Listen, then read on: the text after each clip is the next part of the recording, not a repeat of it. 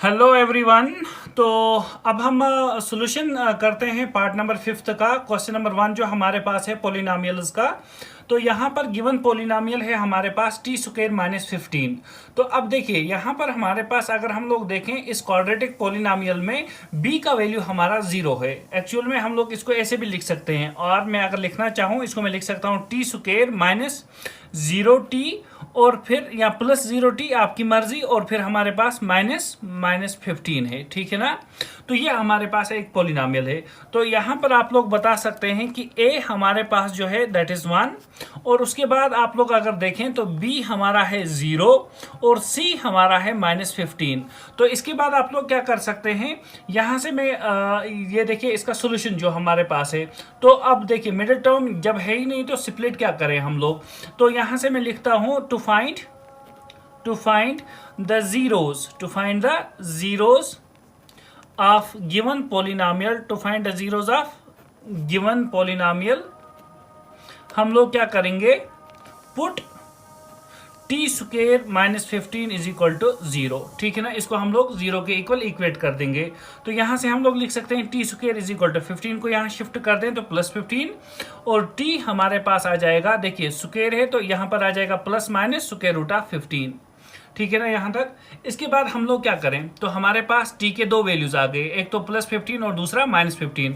तो मैं लिख सकता हूँ that is t is equal to square root of 15, और हम लिख सकते हैं t is equal to minus square root of 15। तो ये दो जीरोस हमारे पास आ गए। इसके बाद आप लोग क्या करेंगे, यहाँ से सम ऑफ जीरोस जो आप लोगों को रिलेशन दिखाना है। तो यहाँ से मैं लिख सकता हूँ सम ऑफ जीरोस। तो सम ऑफ जीरोस में क्या आ जाएगा हमारे पास, एक तो हमारे पास है स्क्वायर रूट ऑफ 15 और फिर हम प्लस करेंगे माइनस स्क्वायर रूट ऑफ 15। ठीक है ना। इसके बाद देखिए plus square root of 15 plus into minus is minus square root of 15। तो दिस विल गेट कैंसल और आंसर क्या आ जाएगा यहाँ पर 0। ठीक है ना।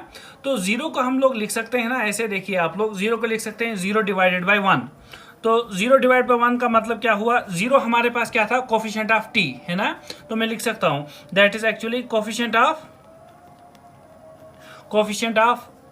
t डिवाइडेड बाय, अगर 0 में माइनस में लिख दूं तो कोई यहाँ पर चेंज नहीं आएगी, डिवाइडेड बाय कोफिशिएंट किसका आ गया, कोफिशिएंट ऑफ टी स्क्वायर। तो एक्चुअल में हमारे पास जो सम ऑफ जीरोस होता है वो वाला रिलेशन हो गया verify, sum of zeros is equal to minus type is coefficient of t divide by coefficient of t square. ठीक है।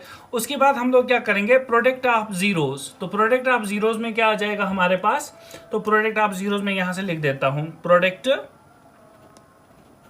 Of zeros.